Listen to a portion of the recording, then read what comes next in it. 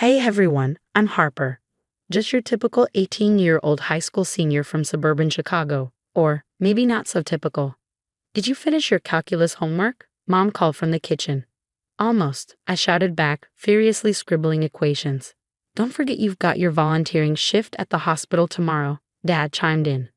I sighed. I know, it's all under control. That's basically my life. Study, volunteer, repeat. But honestly, I love it. Now, let me tell you about my sister, Vanessa. She's 22, in her final year of pre-med, and the golden child of the family. Perfect grades, perfect hair, perfect everything. Or at least that's what everyone else seems to think. Hey Squirt, still playing doctor with your little volunteer gig. Vanessa smirked, breezing into my room. It's called gaining experience, Vanessa. You should try it sometime, I shot back. She rolled her eyes. Please, I'm already top of my class. I don't need to play nursemaid to pad my resume. That's Vanessa for you, always comparing, always competing. I try not to let it get to me. I've got my own path to follow. Later at dinner, it was the usual Vanessa show. So Vanessa, tell us about your latest research project.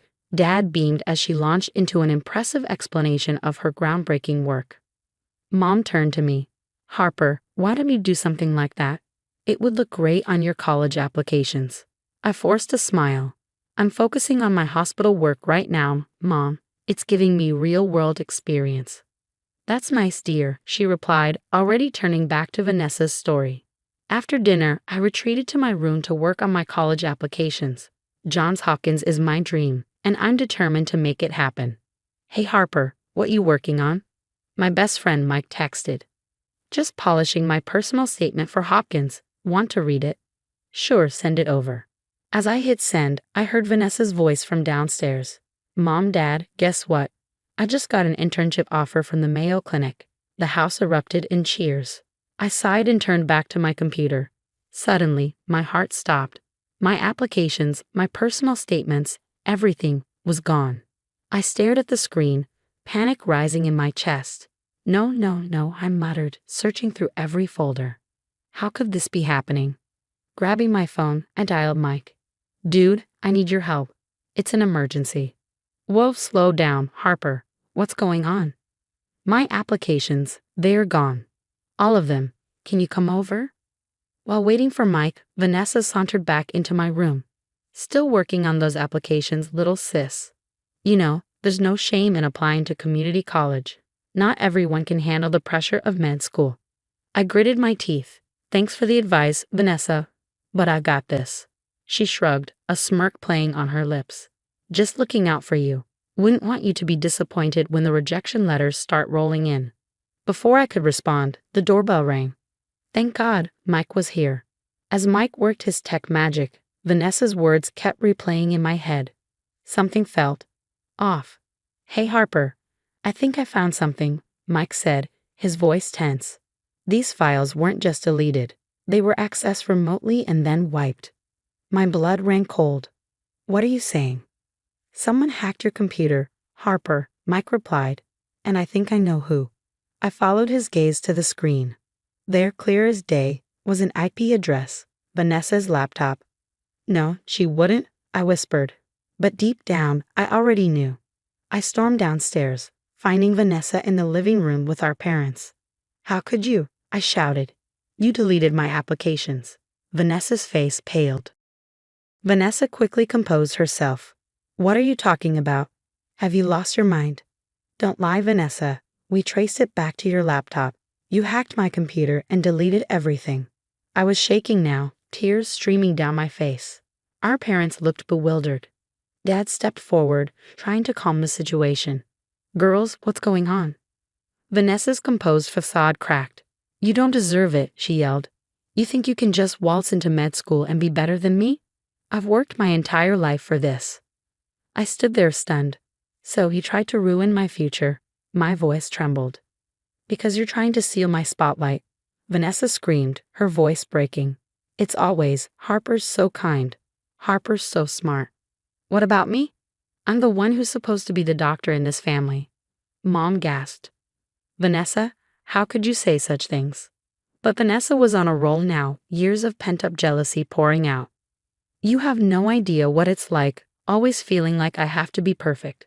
Always knowing Harper's right behind me, ready to take my place. Take your place. I was incredulous. I've never tried to compete with you, Vanessa. I just wanted to follow my own dreams. Dad stepped in, trying to mediate. Girls, please, we can work this out. Maybe we should consider family therapy. No, I cut him off, my voice steely. There's no therapy for this. Vanessa tried to destroy my future. I'm done. Harper, please, Mom pleaded. We're family. We can fix this.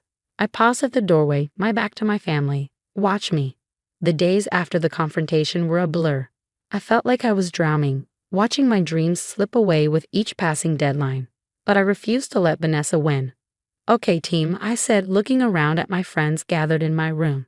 We've got a lot of work to do and not much time. We divided the tasks. Sarah would help me rewrite my personal statements, Alex would contact my teachers for new recommendation letters, and Mike would handle the technical side, making sure everything was submitted correctly. As we worked, my phone buzzed. It was Mom. I hesitated before answering. Harper, please come home, she said softly. We need to talk about this as a family. I took a deep breath. I can't, Mom. I need to focus on rebuilding what Vanessa destroyed.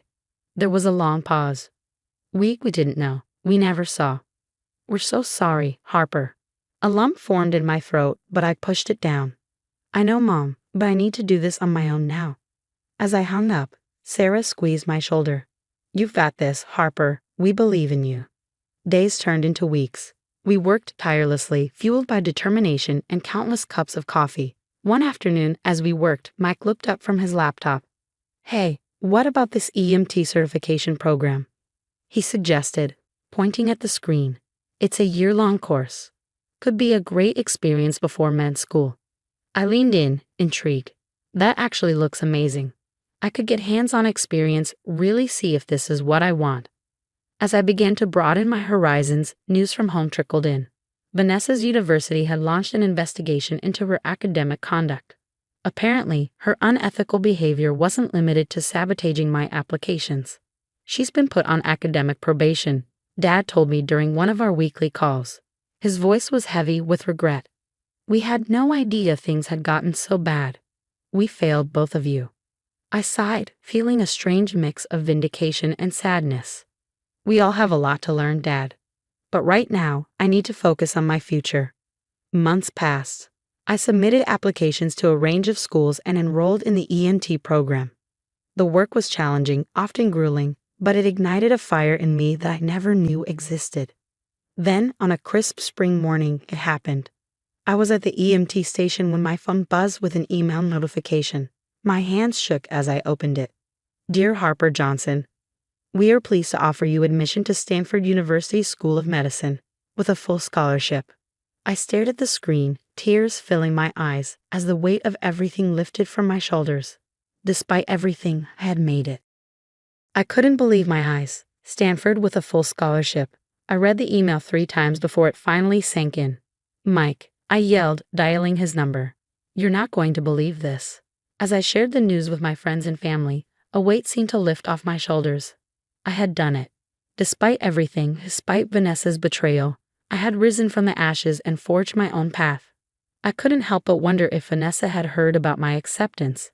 Part of me hoped she had, not out of spite, but as proof that her actions hadn't defined me. I had defined myself. Later that night, as I looked out at the stars, a sense of peace washed over me. This was just the beginning of my journey, and for the first time in a long time, I was excited to see where it would lead. The lecture hall buzzed with excitement as I gathered my notes. 2 years into Stanford Med, and here I was about to present my research to some of the brightest minds in emergency medicine. Taking a deep breath, I stepped up to the podium. Good afternoon, everyone. Today I'll be discussing our findings on innovative triage techniques in mass casualty events. As I spoke, I caught sight of my parents in the audience, their faces beaming with pride. Our relationship had come a long way since the fallout with Vanessa. They had learned to celebrate my achievements without comparing me to her, to support me without suffocating. As the day wound down, I found myself surrounded by friends, colleagues, and family. Mike pulled me into a tight hug. You were amazing, he whispered. I looked around at the smiling faces, feeling that familiar sense of peace wash over me. This was where I belonged. This was the future I had fought for. A surge of excitement ran through me for what lay ahead. The road hadn't been easy, but it had led me exactly where I was meant to be. And that's the end of my story, everyone. Now I've got a question for you. If you were in my shoes, would you ever forgive Vanessa for what she did? Or are some betrayals just too deep to move past? Share your thoughts in the comments below.